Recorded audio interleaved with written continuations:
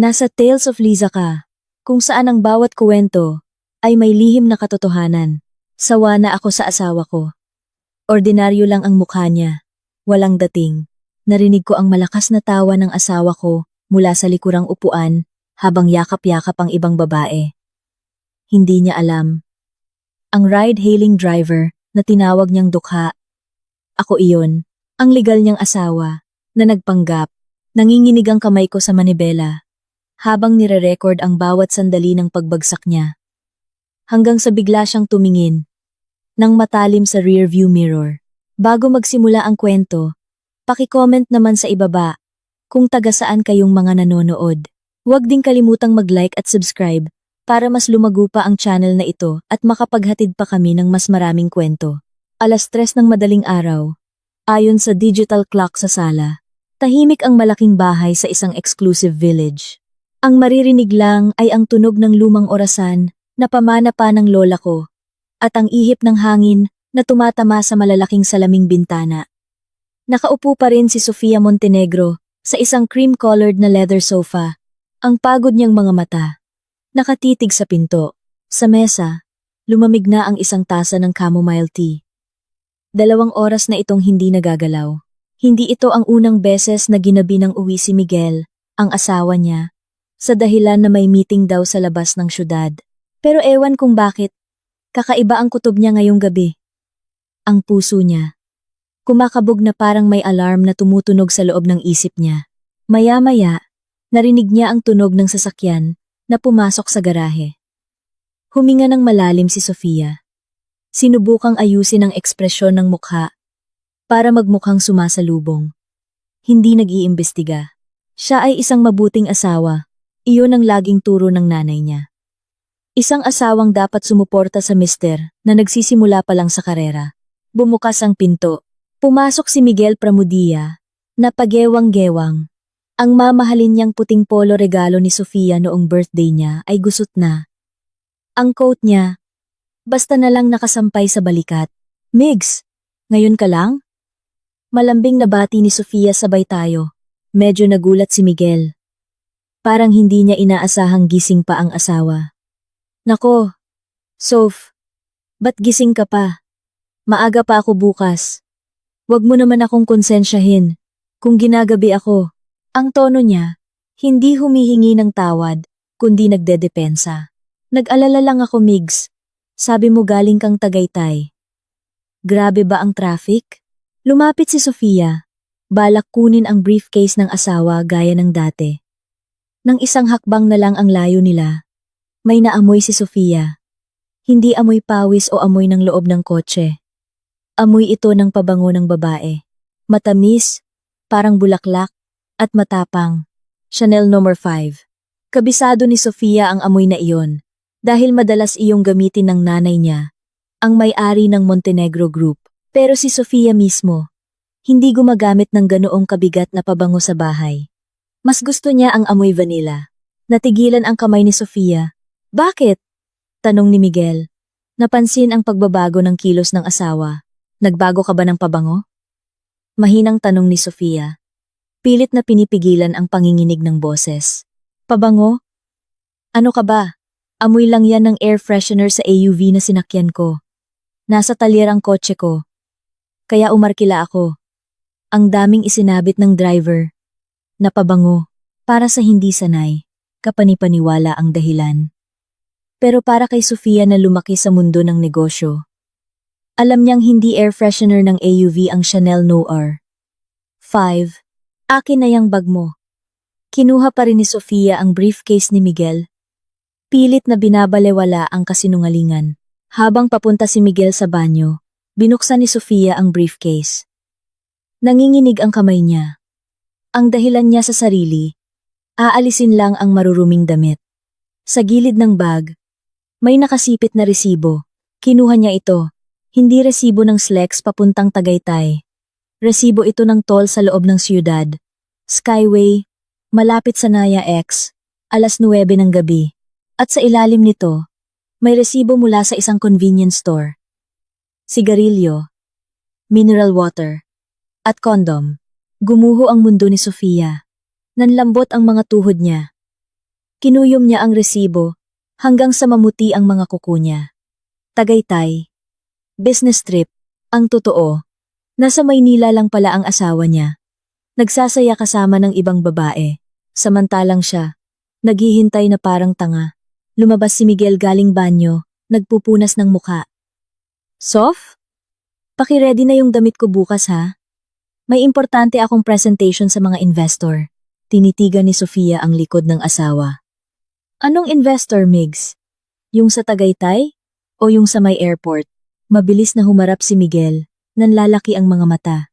Anong sinasabi mo? Pinagbibintangan mo ba ako, Sof? Makinig ka. Pagod na pagod ako sa trabaho para sa tin. Ang alam mo lang ay umupo sa bahay. Mamalengke. Magluto. Hindi mo naiintindihan ang hirap sa mundo ng negosyo. Huwag mo nang dagdagan ang iniisip ko sa mga hinala mong walang basehan. Umalingaw-ngaw ang sigaw niya sa sala. Natahimik si Sofia. Hindi siya umiyak. Tinitigan niya lang si Miguel. Tinitandaan ng aroganteng mukha na iyon. Ang mukha ng lalaking minahal niya. Na minamaliit pala siya dahil pinili niyang maging may bahay.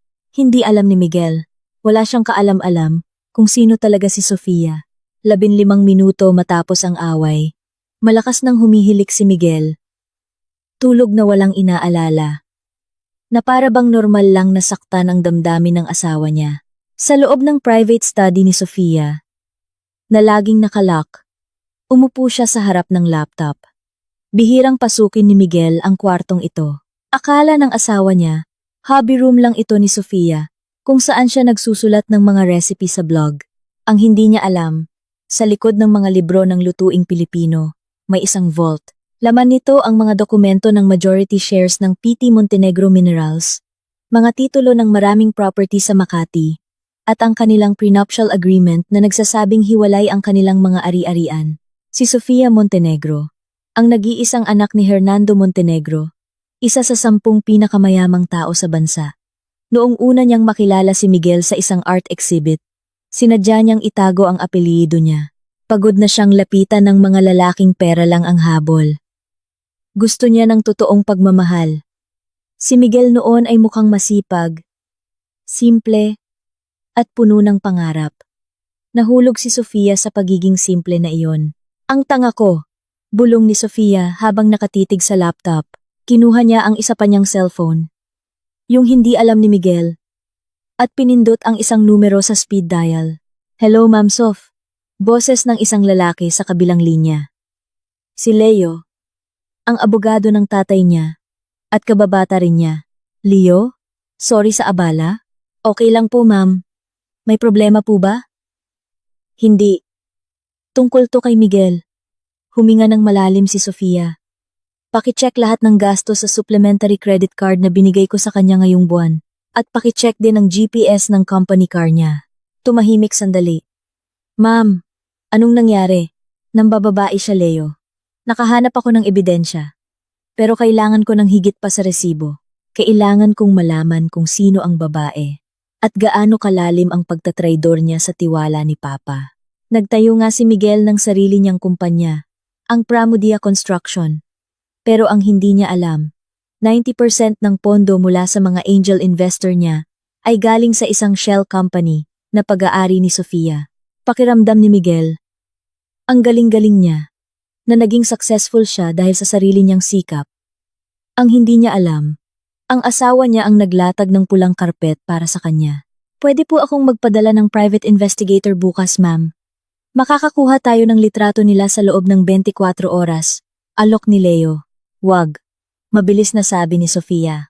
Bakit po? Tumingin si Sofia sa reflection niya sa madilim na screen ng laptop.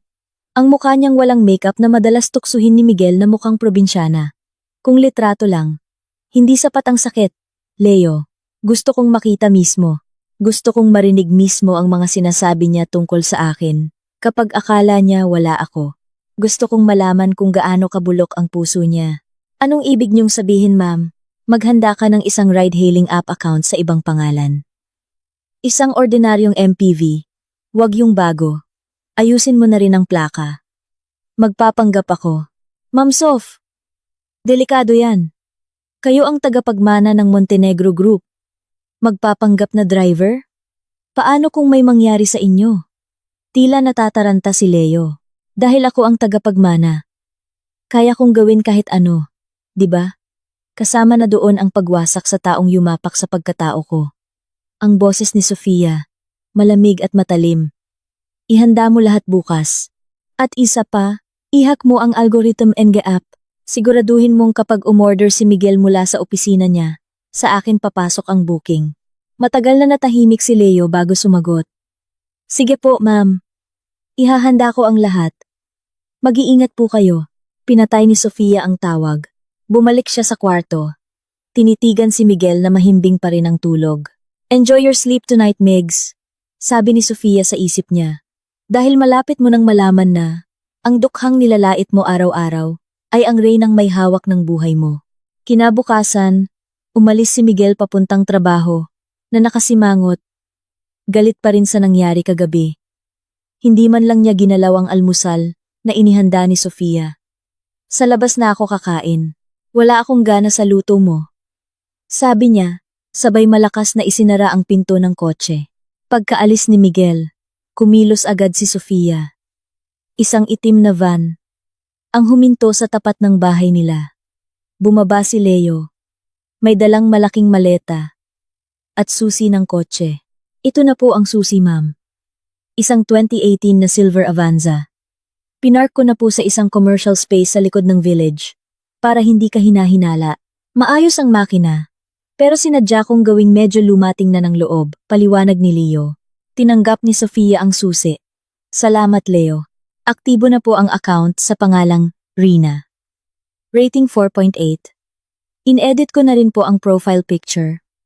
Para maging kamukha ninyo. Pero mas mukhang matanda at pagod. Binuksan ni Sofia ang maleta. Ang laman, hindi mga designer dress o Hermes bag, kundi isang maluwag na flannel shirt, kupas na maong, lumang sombrero, face mask, at isang pares ng salamin na makapal at itimang frame. Mayroon ding special makeup para magmukhang may eye bags at sunog ang balat. Pumasok si Sofia sa banyo at sinimulang pinturahan ang mukha. Ginawa niyang mas maitim ng 2 tono ang foundation niya. Naglagay ng mga kunwaring linya sa paligid ng mata. Ang mahaba at maganda niyang buhok, tinalian niya lang basta-basta at tinakpan ng sombrero nang tumingin siya sa salamin. Wala na si Sofia Montenegro, ang anak ng milyonaryo.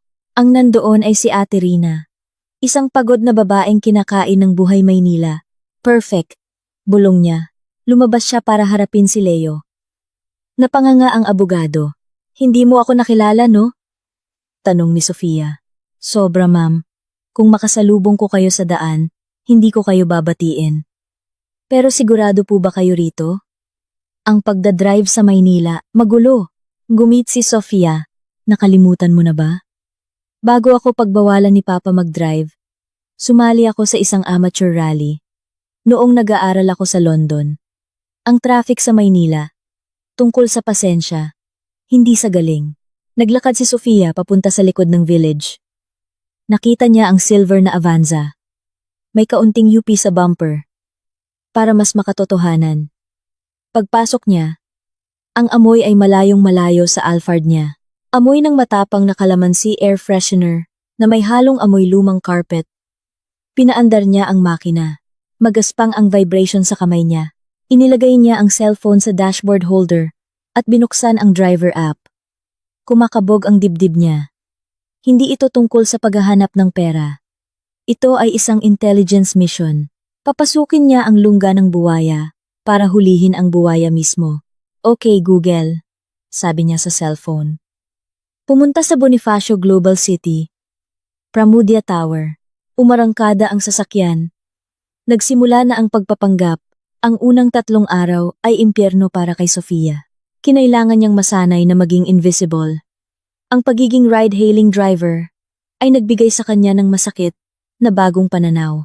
Ang mga mayayamang tulad ng mga kaibigan niya, trinatrato ang mga driver na parang robot. Kung ano-ano ang sinasabi sa telepono, nag-aaway, nagpapalit pa ng damit sa likod, na para bang bingi at bulag ang driver sa harap. Tanghaling tapat, tirik ang araw. Ipinark ni Sofia ang sasakyan malapit sa isang office building, sa tapat ng Pramudia Tower, ang opisina ng asawa niya. Sinadya niyang i-off muna ang app para magmanman. Mula sa likod ng madilim na salamin at salamin sa mata, nakita niyang lumabas si Miguel sa lobby. Napaka-pormal ng suot. Slim fit na suit. Makintab ang buhok. Mukhang may kausap sa telepono si Miguel. Masaya ang mukha. Ang ngiting iyon. Ang ngiting matagal nang nawala. Kapag si Sofia ang kasama niya. Ilang sandali pa. Isang babae ang lumabas mula sa parehong gusali. Maganda, matangkad, at suot ang isang pencil skirt na bumabagay sa hubog ng katawan niya. Kulay abo ang buhok niya. Bagay na uso ngayon. Iyon si Chloe, ang executive secretary at marketing manager sa kumpanya ni Miguel. Minsan na niya itong nakita sa anniversary party ng kumpanya. Noong araw na iyon, napakabait ni Chloe. Pinupuri pa si Sofia bilang isang eleganteng boss's wife. Pinagbuksan ni Miguel ng pinto si Chloe. Hindi ang company car, kundi isang two-door sports car na alam ni Sofia ay binili ni Miguel para daw sa company image. Pumasok si Chloe habang tumatawa. Ang kamay niya, dumantay pa sa braso ni Miguel. Sobrang lapit, nanikip ang dibdib ni Sofia. Masakit sigurong makita ang litrato ng ebidensya. Pero ang makita ito mismo, parang sinasaksak ka ng mapurol na kutsilyo. Masakit at nakakangilo. Kaya pala nag-overtime. Bulong ni Sofia sa sarili. Marketing meeting. Kasama si Chloe sa loob ng sports car.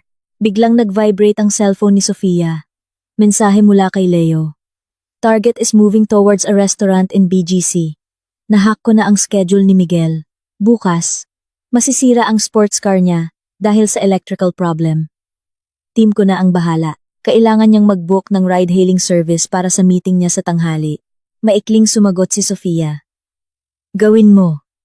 Siguraduhin mong ako ang makakakuha ng booking niya bukas. Ngayon ay araw ng pagmamasid.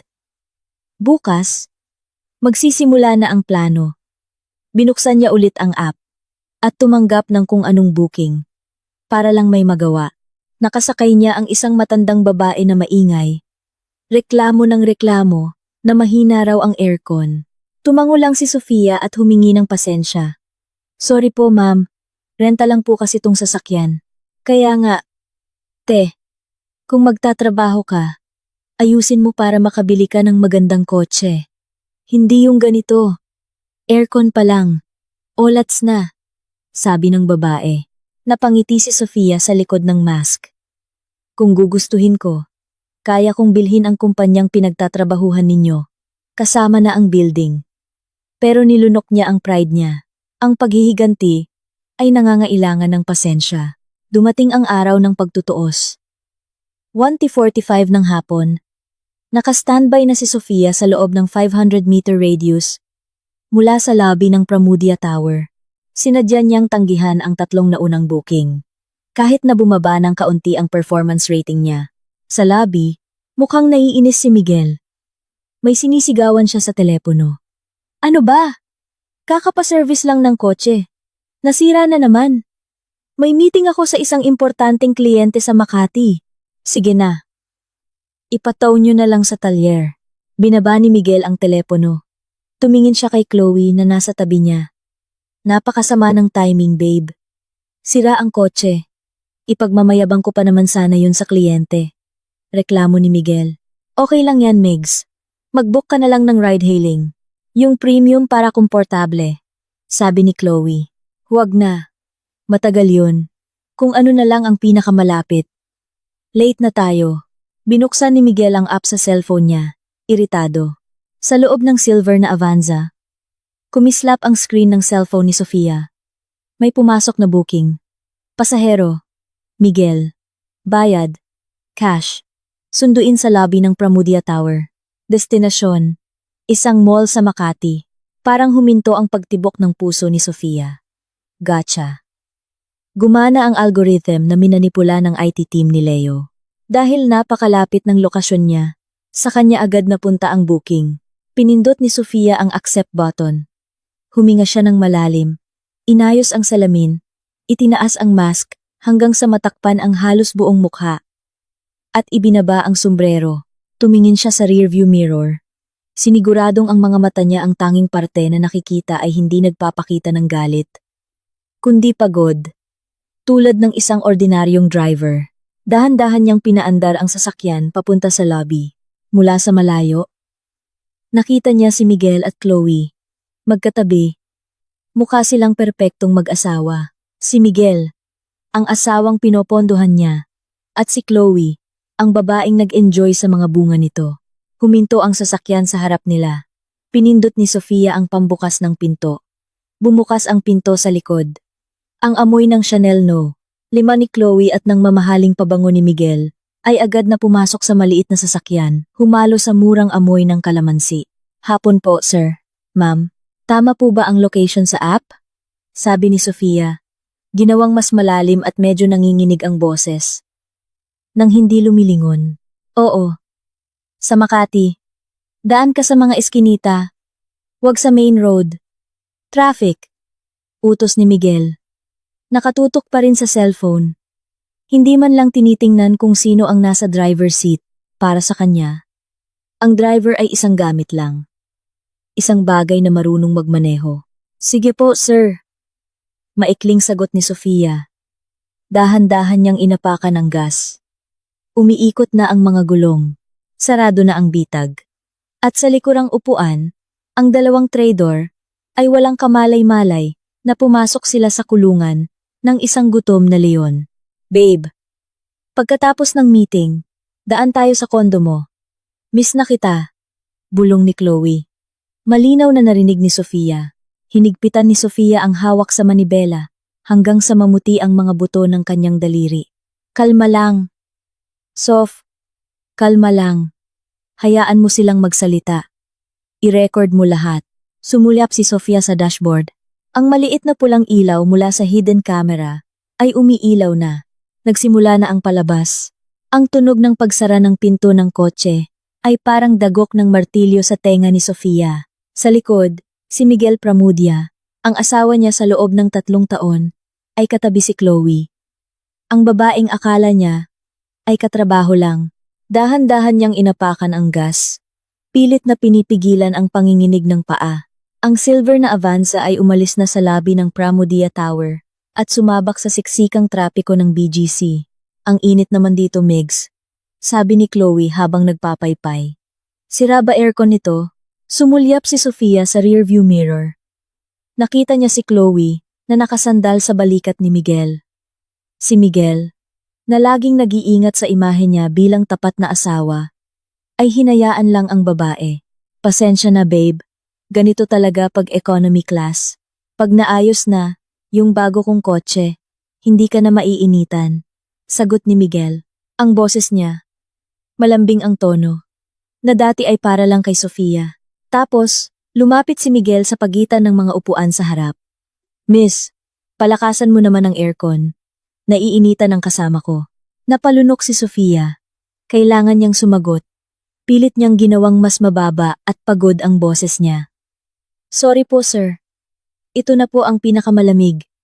Medyo may tagas na po kasi ang freon. Hindi pa nadadala sa talyer. Tsk. Serbisyo nyo. Hindi kumpleto. Sabi ni Miguel. Sumandal siya ulit.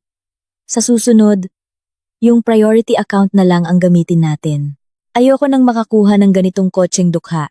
Ang salitang dukha ay tumusok sa puso ni Sofia. Ang sasakyang ito ay isa sa mga sasakyan ng kumpanya ng tatay niya na malapit ng ibenta. Pero ang marinig ang asawa niyang lait-laitin ang kahirapan, ay nagpamulat sa kanya kung gaano kayabang ang lalaking pinakasalan niya. Okay lang, Migs. Ang importante, magkasama tayo, sabi ni Chloe. Teka, yung meeting natin mamaya, tungkol sa proyekto sa Laguna, 'di ba? Narinig ko, chine-check daw ni Mr. Montenegro ang mga financial report ng mga kumpanya niya. Narinig ni Sofia ang pangalan ng tatay niya. Huwag kang mag-alala, sabi ni Miguel, habang binubuksan ang tablet. Si Mr. Hernando, matanda na yon, at abala sa pag-golf. Hindi niya mapapansin yung mga maliliit na detalye. Saka, manugang niya ako. Tiwala, yun sa'kin. Si Sofia naman, walang alam sa pera. Hindi yun maghihinala kung igagalaw ko ng kaunti ang pondo para sa mga di inaasahang gastos. Naluha si Sofia sa likod ng malaki niyang salamin. Hindi dahil sa lungkot, kundi sa galit. Sa mata pala ni Miguel, siya ay isang asawang tanga. At ang tatay niya ay isang matandang madaling maloko. Miss, yung motor! Sigaw ni Miguel. Nagpreno si Sofia. May motor na biglang sumingit. Dahil sa gulat, nahulog ang tablet ni Miguel. Marunong ka bang mag-drive? Dahan-dahan lang. Mamahalin yan. Sigaw ni Miguel. Sorry po sir. Bigla pong sumingit yung motor. Sagot ni Sofia. Mas lalong humigpit ang hawak niya sa manibela. Kalma. Sof. Hayaan mo siyang magsalita pa. Hayaan mo siyang hukayin ang sarili niyang libingan. Lalong lumala ang traffic sa EDSA. Halos hindi na gumagalaw ang sasakyan. Para kay Sofia, ito ang perpektong pagkakataon. Habang mas matagal sila sa traffic, mas maraming sikreto ang lalabas. May tinawagan si Miguel. Mukhang kaibigan niya sa car club. Oo bro. Papunta na kami ni Chloe. Business meeting. Alam mo na, tumawa si Miguel, may diin sa salitang business, sabay kindat kay Chloe. Nakinig lang si Sofia. Ang maliit na kamera sa dashboard, na mukhang laro ang aso, na tumatango, ay nire-record ang lahat. Pati ang audio system ay in-upgrade para marinig kahit ang bulong. Yung asawa ko? Ah, yun. Nasa bahay lang yun. Malamang nagbe-bake na naman ng palpak na cake o nanonood ng K-drama. Sabi ni Miguel sa telepono. Sa totoo lang bro, boring na. Si Sofia, ang plain. Walang challenge. Masyadong masunurin. Iba kay Chloe, palaban, at magaling kumausap ng kliyente. Nakagat ni Sofia ang labi. Plain. Naalala niya kung paano niya isinantabi ang mga pangarap niya ang pag-aaral sa Harvard. Ang posisyon sa kumpanya ng tatay niya, para lang maging mabuting asawa, para hindi ma-insecure si Miguel, at ito ang kapalit. Saka kung hindi dahil sa pera ng tatay niya, hindi ko naman papakasalan. Yung babaeng manamit, parang pupunta lang sa simbahan. Tawa ni Miguel. Nakitawa rin si Chloe. Ang sama mo naman Migs, sabi ni Chloe. Pero halata sa mukha niyang nag-enjoy siya. Pero totoo, noong company gathering natin, yung suot ni Sofia, ang luma, asawa ng CEO, pero damit niya parang galing sa Divisoria. Kita mo? Ikaw na rin nagsabi, sabi ni Miguel. Ang dami kong pera, pero hindi siya marunong pumorma. Nakakahiya siyang isama sa mga formal dinner, napapikit si Sofia. Ang damit na nilalait ni Chloe ay isang custom-made piña seda barong dress na nagkakahalaga ng 50,000 pesos. Hindi kayang makita ni Chloe na puro fast fashion at peking bag ang pagkakaiba ng ginto sa tanso. Miss, matagal pa ba tong traffic? Tanong ni Chloe. Tumingin si Sofia sa GPS. May road repair po sa unahan, ma'am. Mga 20 minutes pa po bago tayo makarating sa Makati. Hay, ang boring, sabi ni Chloe. Kinuha niya ang cellphone at nagsimulang mag-selfie kasama si Miguel. Ganda nito, Migs. Kaso pangit yung background. Upuan ng murang kotse. I-crop ko na lang mamaya. Pag natapos na yung kondo mo, doon na lang tayo mag-picture sa balcony. Mas class. Kondo? Huwag kang maingay. Bulong ni Chloe sabay tingin sa driver. Tumingin si Miguel sa likod ni Sofia. Hayaan mo yan. Hindi niya alam kung ano ang kondo sa Makati. Ang alam lang niyan, mga apartment na dikit-dikit. Busy yan sa pag-iisip. Kung paano makakabayad sa renta. Malaking pagkakamali, Miguel. Dahil si Sofia ay nakikinig ng mabuti, at bawat salita mo ay direktang napupunta sa server ni Leo. Nalaman ni Sofia na bumili si Miguel ng kondo. Alam niyang may mga proyekto si Miguel, pero ang bumili ng kondo sa Makati o BGC ay nangangailangan ng milyon-milyon. Hindi sapat ang sahod niya para doon. Nagsimulang gumalaw ang sasakyan. Sinadya ni Sofia na dumaan sa isang mas mahabang ruta. Habang dumadaan sila sa mga naglalakihang kondo, tuwang-tuwa si Chloe. Migs, Yun ba yung Rockwell? Saang tower yung unit na ipinangako mo? Ngumiti si Miguel. Sa The Proscenium, 35th floor, corner suite. Tanaw mo ang buong city. P15 million. Cash. Halos mapapreno si Sofia. 15 million pesos cash. Saan niya kinuha ang ganoong kalaking pera? Seryoso cash? Hindi ka ba natatakot na mahuli ni Sofia o ng audit? Tanong ni Chloe. Tumawa si Miguel. Babe, engineer ako. Alam ko kung paano laruin ang budget. Yung proyekto ng tulay sa Mindanao.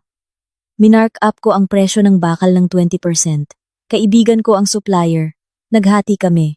Tapos, yung renovation ng warehouse ng Montenegro Group, Class B materials ang ginamit ko pero sa report, premium. Yung sobrang pera, nilagay ko sa isang offshore account sa Singapore. Doon ko kinuha ang pambili ng kondo, nakapangalan sa kapatid mo. Gaya ng gusto mo, kumukulo ang dugo ni Sofia.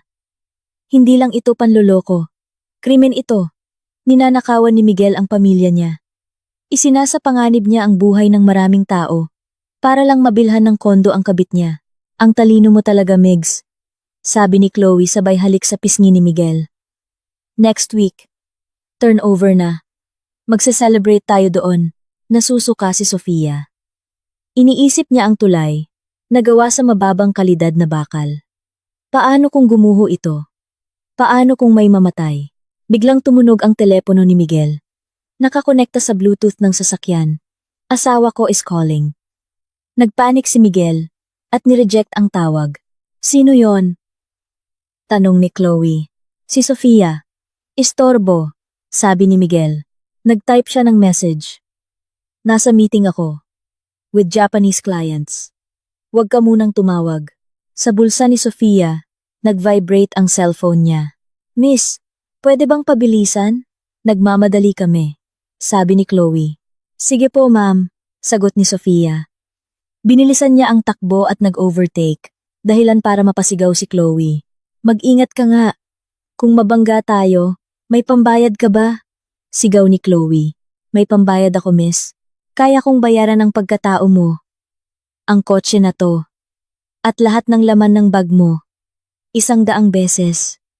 Pero ang sinabi lang ni Sofia. Sorry po, ma'am. Nakarating na sila sa parking ng mall. Pero sa halip na sa main lobby, sa isang tagong entrance sila nagpababa. Doon na lang sa gilid miss. Maraming tao sa harap, sabi ni Miguel. Ayaw niyang makita siyang bumababa sa isang murang sasakyan, kasama ang kabit niya. Bago sila bumaba, kailangan ni Sofia ng isang huling kumpirmasyon.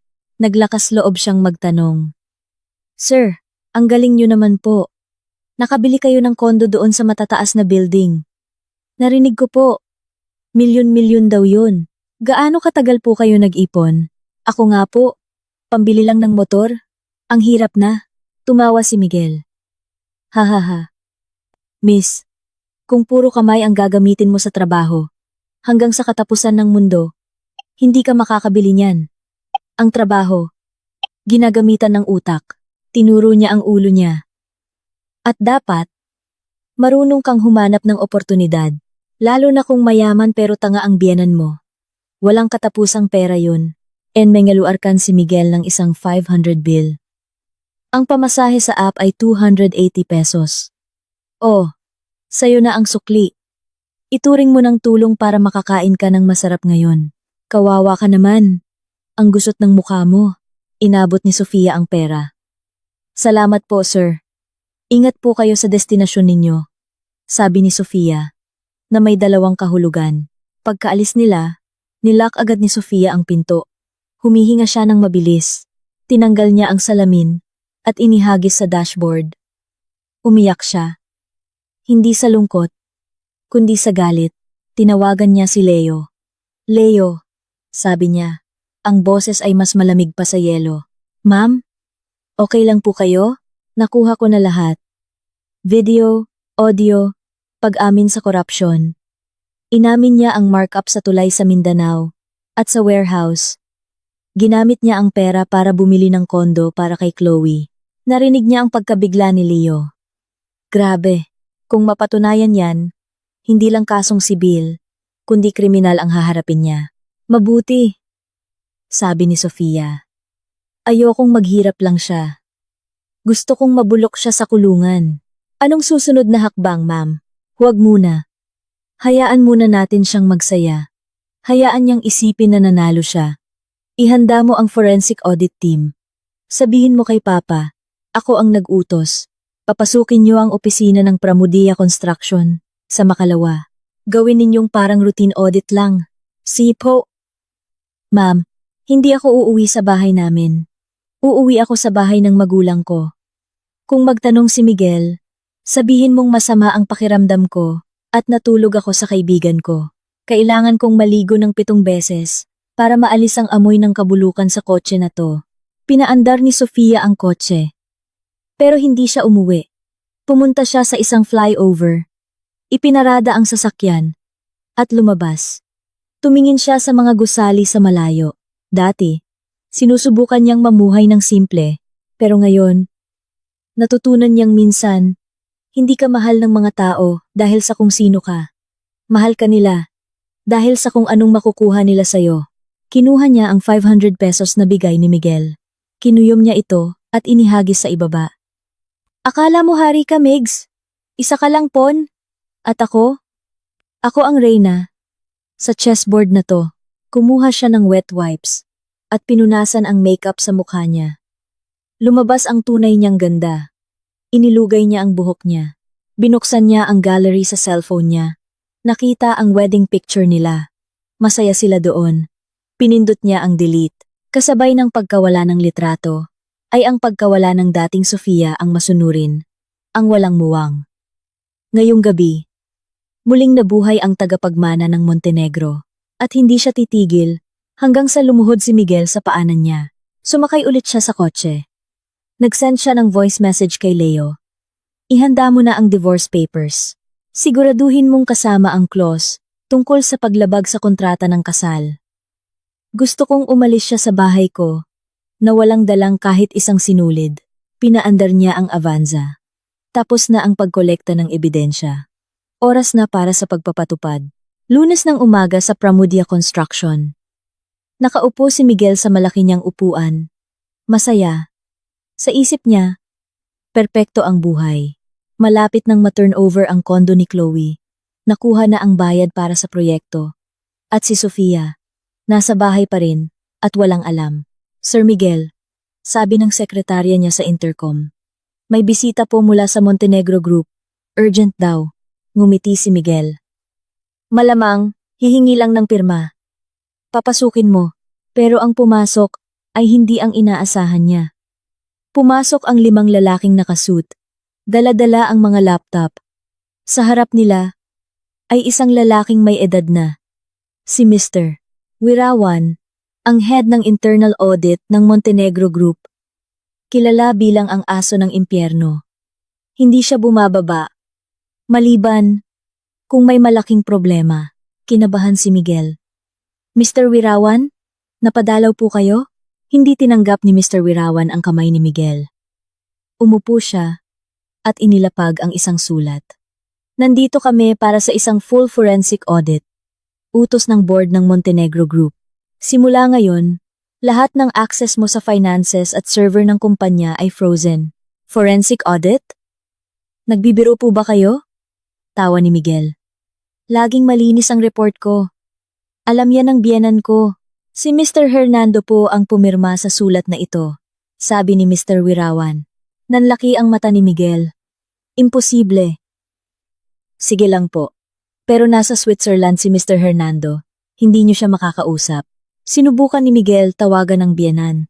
Walang sumasagot. Pinagpawisan siya. May report kami tungkol sa markup ng bakal sa Mindanao at peking supplier sa renovation ng warehouse. Aabot sa 20 million ang nawawala, sabi ni Mr. Wirawan. Namutla si Miguel. Paano nila nalaman? Naalala niya ang usapan sa taxi. Imposible. Walang kinalaman doon yung driver na yun. Paninira lang po yan, sabi ni Miguel. Itabi niyo na po ang paliwanag ninyo para sa korte. Ngayon, ibigay niyo ang laptop, cellphone, at susi ng vault ninyo. Kinuha ng dalawang lalaki ang laptop ni Miguel. Gusto niyang lumaban pero wala siyang magawa. Isa pa po, Sir Miguel. Sabi ni Mr. Wirawan bago umalis. Block na rin po ang corporate credit card ninyo. Napasalampak si Miguel sa upuan. Pakiramdam niya. Para siyang daga na nakakita ng agila. Gabi, sinubukan ni Miguel na kalimutan ang nangyari. Kinumbinsi niya ang sarili na pananakot lang yun. Nagplano pa rin siyang mag-dinner. Kasama si Chloe sa isang mamahaling Japanese restaurant. Napakaganda ni Chloe, pero wala siyang alam sa audit. Migs, ba't ang tahimik mo? Tanong ni Chloe. Hindi masarap? Masarap. Iniisip ko lang ang trabaho, sabi ni Miguel. Trabaho na naman. Teka, yung kondo. Bukas na talaga. Di ba? Excited na. Yung mga kaibigan ko sa housewarming party, nang marinig ang salitang kondo. Kinabahan si Miguel. Ang perang ginamit niya doon ay konektado sa kumpanya. Kung na-block ang access niya sa kumpanya, malamang pati ang personal accounts niya binabantayan na. Pagkatapos kumain, dumating ang bill, 25,000. Kinuha ni Miguel ang platinum card niya. Bumalik ang waiter. Sorry po, sir. Decline po ang card. Ano? Baka sira yung machine ninyo. Eto, subukan mo to. Inabot niya ang isa pang card. Bumalik ulit ang waiter. Sorry po, sir. Block din po. Pinagpawisan si Miguel. Nahihiya ako, Migs. Pinagtitinginan tayo. Bulong ni Chloe. Wala siyang cash. Sinubukan niya ang debit card. Sorry po, sir. Insufficient funds. Parang masusunog ang mukha ni Miguel sa hiya. Ano ba naman yan, Migs? Galit na sabi ni Chloe. Kinuha niya ang bill at siya na ang nagbayad gamit ang sarili niyang card. Bayaran mo to bukas, ha? Nakakahiya ka. Habang pauwi, hindi siya pinapansin ni Chloe. Pagdating sa bahay, umaasa siyang tulog na si Sofia. Pero gising pa ito, naghahanda ng pagkain. Migs, buti nakauwi ka na, sabi ni Sofia. Nakangiti. Nagluto ako ng paborito mong sinigang. Kumain na ako, sabi ni Miguel. Lumapit si Sofia, may dalang tubig. Uminom ka muna, Migs. Namumutla ka. Parang takot. Hindi ako takot. Pagod lang ako. Migs, tumawag si Papa kanina galing Switzerland, sabi ni Sofia. Nanigas si Miguel. Anong sabi niya? Nangumusta lang. Tapos tinanong niya. Sof, yung asawa mo ba? Mahilig sa bakal ngayon? Narinig ko kasi, yung bakal daw sa tulay sa Mindanao, kayang baliin ng kamay. Nagbibiro lang si Papa. No. Migs? Nanginig si Miguel. Hindi iyon biro. Banta iyon. Alam na nila, kalokohan yan ng matanda. Huwag mong pakinggan, sabi ni Miguel. Tapos, may dumating na package kanina, Migs, sabi pa ni Sofia. Isang mamahaling kumot, Hermes, pero ang nakasulat sa card. Para kay Chloe. Para masarap ang tulog sa bagong kondo. Mali yata ang delivery, no? Dito ang address. Pero Chloe ang pangalan. Tumayo si Miguel. Ah, oo. Kliyente yun. Mali lang ng address. Yung sekretarya ko. Saan na yung package? Pinabalik ko na sa courier, Migs. Sabi ko, walang Chloe dito. Ang nakatira dito, si Sofia. Ang legal na asawa ni Mr. Miguel Pramudia. Kalmadong sagot ni Sofia. Tinitigan niya si Miguel. Sa isang iglap, pakiramdam ni Miguel, hubad na hubad siya. Pero ngumiti ulit si Sofia. Yung ngiti ng isang walang alam na asawa. Sige na, Migs. Maligo ka na. Manunood pa ako ng teleserye. Maganda yung episode ngayon. Asawang manloloko. Naipit sa pinto ng mamahaling kotse. Tumakbo si Miguel papuntang banyo. Alam niya. Imposible. Pero kung alam niya, bakit hindi siya nagagalit? Ang hindi katiyakang ito, ang unti-unting pumapatay kay Miguel. Kinabukasan, naghihintay si Chloe sa isang cafe. Pero ang dumating ay hindi si Miguel, kundi si Leo. Sino ka? Tanong ni Chloe. Si Mr. Miguel ay busy, ini-interrogate ng audit team. Ako si Leo, abogado ng pamilya Montenegro. Namutla si Chloe. Inilapag ni Leo ang isang tablet na nagpapakita ng bank statement ni Chloe ang mga perang pumasok mula kay Miguel. Ito ay money laundering. Ang parusa, hanggang 20 taon sa kulungan, sabi ni Leo. Napaiyak si Chloe. Hindi ko po alam, sabi niya. Bonus daw yun, pero ang kliyente ko, si Mrs. Sofia, ay mabait, sabi ni Leo. Ipinakita niya ang isang dokumento. Kung magiging state witness ka, isasauli ang kondo, at ibibigay lahat ng ebidensya. Ituturing ka naming biktima. Makakalaya ka. Tumingin si Chloe sa dokumento. Sa ganitong sitwasyon, hindi siya maililigtas ng pag-ibig. Patay na si Miguel. Bakit pa siya sasama sa paglubog nito? Pumirma siya. Isa pa, sabi ni Leo. I-block mo ang numero ni Miguel. At kapag tumawag siya gamit ang ibang numero, i-record mo ang pag-iyak niya at isend sa akin. 2 araw pagkatapos noon, umuwi si Miguel sa bahay. Plano niyang humingi ng tawad kay Sofia. Manipulahin ito ulit, pero pagdating niya, nakita niyang may isang malaking truck sa labas. Hinihila palabas ang mga gamit niya ang sofa. Mga painting, home theater, may mga sticker sa bahay. For auction. Anong ibig sabihin nito? Sigaw niya. Pinatutupad lang po namin ang utos ng korte. Dahil sa hindi ninyo pagbabayad ng utang sa PT Montenegro Investama. Sabi ng isang lalaki. Utang? Wala akong utang sa kanila. Nakalimutan mo na ba? Boses iyon ni Sofia. Nakaupo siya sa terrace. Umiinom ng tsaa. Nakasuot siya ng isang eleganteng puting damit. Wala na ang duster. Wala na ang mukha ng isang tangang asawa. Hawak niya ang prenuptial agreement nila. Sinasabi dito, kung ang asawang lalaki ay mapatunayang gumawa ng krimen na nakasama sa asawang babae o sa pamilya nito, lahat ng ari-arian na nakuha sa loob ng kasal ay kukumpiskahin bilang bayad danyos. Naalala ni Miguel na pumirma siya doon nang hindi binabasa. Sof, mahal, hindi to totoo. Asawa mo ako. Ngumiti si Sofia. Asawa? Yung nagsabing boring ang asawa niya? At mukhang probinsyana sa loob ng taxi 3 araw na ang nakalipas? Nanigas si Miguel. Taxi. Ang taxi. Naalala niya ang babaeng driver. Ikaw. Ikaw yung driver? Lumapit si Sofia. Surprise, Migs. Kumusta ang pakiramdam na sumakay sa taxi na minamaneho ng taong nilalait mo? Mainit ba dahil mahina ang aircon? O nanlalamig ka na ngayon? Napaluhod si Miguel. Patawarin mo ako, Sof. Biro lang yun. Mahal ang presyo ng biro mo, Migs. Nagbiro ka gamit ang tulay, ang pera ni Papa, at ang puso ko. Ngayon, lumayas ka. Yang suot mo na lang ang sayo. Iwanan mo ang cellphone, wallet, at relo mo. Pera ko ang bumili niyan. Saan ako titira? Tanungin mo si Chloe. Ay, oo nga pala. Kakasubmit lang niya ng lahat ng ebidensya laban sa'yo sa abogado ni Papa. Hindi niya sasagutin ang tawag mo. Gumuho ang mundo ni Miguel. Guardia!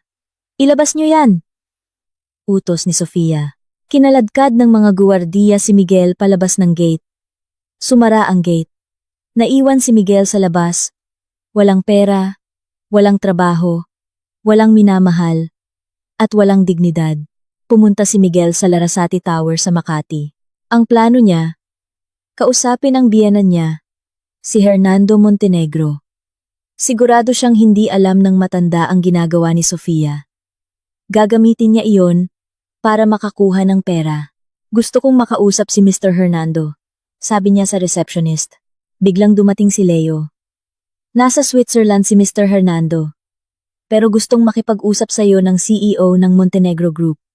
Naghihintay na siya. Ngumiti si Miguel. Sino kaya ang bagong CEO? Sigurado siyang maiintindihan siya nito. Sumakay siya sa elevator papunta sa pinakamataas na palapag. Pagbukas ng pinto, nakita niya ang isang malawak na opisina. May isang upuan na nakatalikod sa kanila. Mr. CEO, sabi ni Miguel. Gusto ko lang i-report ang ginagawa ng anak ni Mr. Hernando. Dahan-dahang umikot ang upuan. Natigilan si Miguel. Nakaupo doon si Sofia Larasati. Hindi ang Sofia na nakaduster, kundi si Sofia ang reyna. Nakasuot ng puting power suit. Perpekto ang ayos. "Welcome to my office, ex-husband," sabi ni Sofia. "Ikaw, anong ginagawa mo dyan?" Inihagis ni Sofia ang isang folder sa mesa. "Nag-retire na si Papa last month, Migs. Ako na ang bagong CEO ng Montenegro Group simula noong February 1. Eksakto noong busy ka sa pag-book ng kondo para sa kabit mo. Akala mo ba, nanonood lang ako ng TV sa bahay? Lahat ng desisyon ng kumpanya nitong huling 3 taon. Kasama na ang pagpondo sa kumpanya mo. May pirma ko." Napahawak si Miguel sa upuan. Ang babaeng minamaliit niya. Ang nagpapakain pala sa kanya. "Ako ang nagbigay sa'yo ng lahat ng proyekto, Migs," sabi ni Sofia. "Binigyan kita ng pagkakataon. Pero sinayang mo. Kinuha mo ang pera. At nilait mo pa ang taong nagbigay sa'yo ng buhay." Lumapit si Leo at ipinakita sa projector ang lahat ng ebidensya. Ang pera, ang mga transfer, ang mga chat. Pati ang video ni Chloe na umiiyak sa police station. "Si Bagas po ang may pakana ng lahat. Biktima lang po ako," sabi ni Chloe sa video. Naging state witness na si Chloe. Paliwanag ni Sofia. "Siya, ligtas. Ikaw, tapos na, ang sama mo." "Sof," sabi ni Miguel. "Ako pa ang masama? Alalahanin mo ang sinabi mo sa taxi. Hindi ako ang sumira sa'yo, Migs. Sinira mo ang sarili mo. Binabawi ko lang ang mga pinahiram ko sa'yo, kotse, bahay, posisyon, pera. Lahat yan, pag-aari ng Montenegro. At hindi ka na parte ng Montenegro." Pinindot ni Sofia ang intercom. "Security, ihatid nyo ang bisitang ito palabas. At idikit nyo ang litrato niya sa lahat ng guardhouse. Bawal na siyang pumasok sa alinmang property ng Montenegro Group." Kinaladkad palabas si Miguel. 1 buwan, pagkatapos noon, sa korte. Puno ng media. Si Bagas, mag-isa lang. Si Sofia, kasama ang mga dekalibreng abogado. Ipinakita sa korte ang video mula sa taxi. Ang boses ni Miguel, na nilalait si Sofia, ay umalingaw-ngaw sa buong kwarto. Nahiya si Miguel, yumuko na lang. Mabilis na nagdesisyon ang hukom.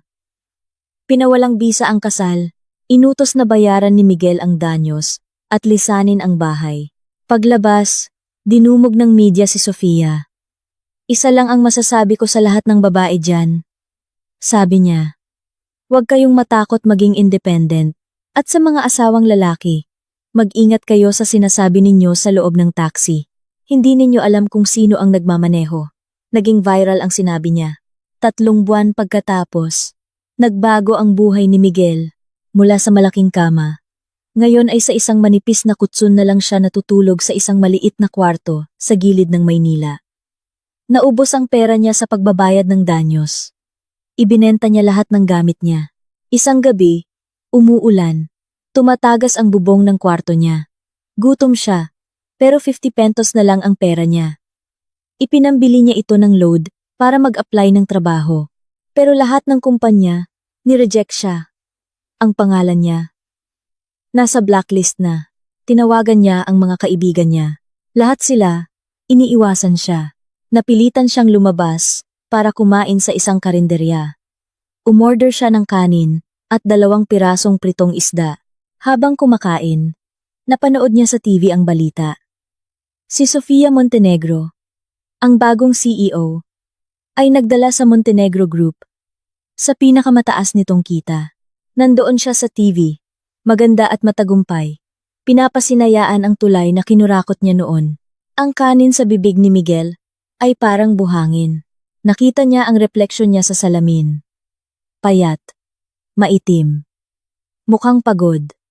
Umiyak siya sa ilalim ng isang footbridge. Mag-isa sa malupit na syudad.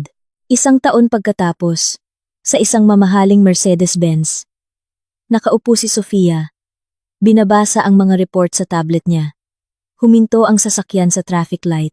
Sa tabi nila, isang luma at yuping sasakyan. Bukas ang bintana dahil sira ang aircon. Ang driver, isang lalaking payat na nakauniforme ng ride-hailing app, ay kumakain ng tinapay. Si Miguel iyon. Napatingin si Miguel sa kanan. Nakita niya si Sofia sa loob ng mamahaling kotse. Nagtama ang kanilang mga mata. Itinaas ni Miguel ang kamay. Akmang babati. Pero ang tingin ni Sofia, blanko. Walang galit. Walang awa. Parang tumitingin lang siya sa isang poste. Ibinalik niya ang tingin sa tablet. Na para bang hindi niya nakita si Miguel. Hindi na mahalaga si Miguel sa buhay niya. Nag-green ang ilaw. Umandar ang kotse ni Sofia. Iniwan si Miguel na tulala. Napatay pa ang makina ng sasakyan niya. At binusinahan siya ng mga nasa likod. Umusad ka. Huwag kang tumunganga. Sigaw ng isang driver. Pinaandar ulit ni Miguel ang sasakyan. Nanginginig. Sa rearview mirror, papalayo ng papalayo ang kotse ni Sofia. Hanggang sa mawala ito. Dala nito ang lahat ng pagsisisi na habang buhay na babagabag kay Miguel. Na minsan, mayroon siyang reyna. Pero mas pinili niyang maging isang ordinaryong tao sa kalsada. Maraming salamat sa pakikinig sa kwento ko. Gusto kong malaman kung saan ka nakikinig mula. Kaya't mag-iwan ka ng komento sa ibaba at magbahagi tayo ng ating mga saloobin. Kung nagustuhan mo ang paglalakbay na ito, mangyaring mag-subscribe sa Tales of Liza channel. I-like ang video na ito at pindutin ang hype button para marinig ang kwentong ito ng mas maraming tao. Nasa Tales of Liza ka, kung saan ang bawat